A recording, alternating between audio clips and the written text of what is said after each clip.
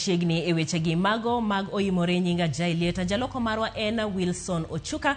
Parni wechegi bende luoko kalembui magwa mago mag YouTube kanyakla kod Facebook page marwa ka ote magi bende warwako e layo marwa mar ote machuok ma en 23600.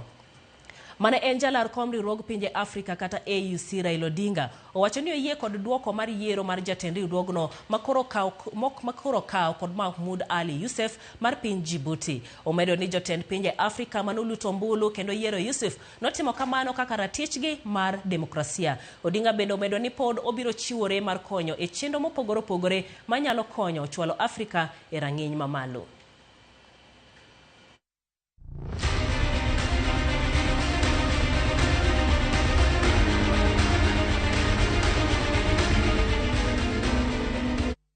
The elections has been done today, and we did not succeed.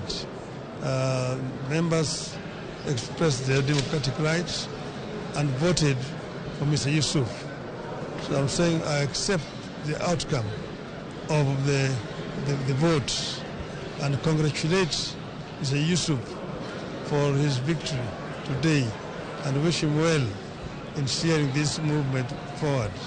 We want this organization of the African Union to be strong, to merge and be able to serve the people of Africa effectively. I'm not bitter.